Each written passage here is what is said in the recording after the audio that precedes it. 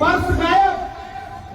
Ticket collector बगल में खड़ा, उसने कहा पैसा दो, उसने कहा साहब जेब कट गई। बोला बहुत लोग आते हैं बताते हैं जेब कट गई, झूठ मत बोलो, पैसा दो वरना हाथ पकड़ के उतार दूंगा। इतने में पीछे एक आदमी बैठा था, वो खड़ा हो गया, उसने टिकट कलेक्टर से कहा आप सवारियों से बदतमीजी से बात नहीं कर सकते, टिकट की बात है, मुझसे पैसा लो, टिकट बनाओ। पैसा दे दिया। पूरा बस के जितने यात्री थे ताली बजाने लगे थे, कितना शरीफ आदमी है। बाद में पता चला कि उसी ने जेब काटी थी। बिल्कुल यही पूरा किसी चल रही है। इसलिए इनके झांसे में मत आना।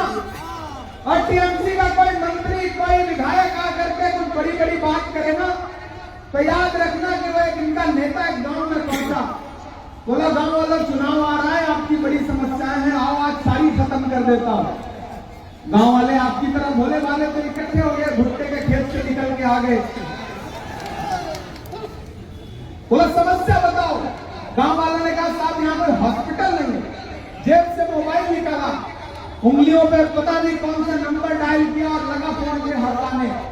किस गांव में मैं आया हूं, चाकुलिया में खड़ा हूं, हॉस्पिटल नहीं है, अगर तब तक यहाँ हॉस्पिटल नहीं खुला तो सबको नौकरी खा जाऊंगा। ये कहकर के फोन जेब में रख लिया। गांव वालों से कहा लेगा 1 मिनट में तुम्हारी पहली समस्या खत्म कर दी, दूसरी बताओ। गांव वालों ने कहा साहब हमारी दूसरी समस्या यह है कि गांव में कोई मोबाइल का नेटवर्क नहीं आएगा। इस तरह से आपको बेवकूफ बनाया जाता है। इसलिए इस झांसे में मत आना।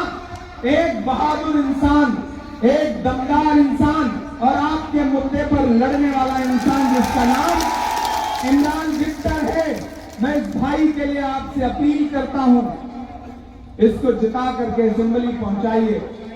देखिए किसी भी इंसान की पहचान तब होती है जब वो इख्तिदार पर नहीं होता, जब वो पोस्ट पर नहीं होता, जब वो पद पर नहीं होता। आप उसे हरा देते हैं, उसके बावजूद अगर वो आपके मुद्दों पर, आपके इश्यूज पर, आपकी परेशानियों में अगर खड़ा है तो असली नेता वही होता है। इमरान विक्टर चाहता तो ये भाई भी कलकत्ता में रह करके अरसलान की बिरयानी खा सकता था, लेकिन इसने कहा नहीं, मैं चलूंगा अगर हमारे लोग भुट्टे में सो रहे हैं और अगर उनके ऊपर फर्जी मुकदमे लगे हैं तो उनके साथ मुझे भी जेल जाना पड़ेगा तो जेल जाऊंगा। नेता ये होता है, लीडर ये होता है।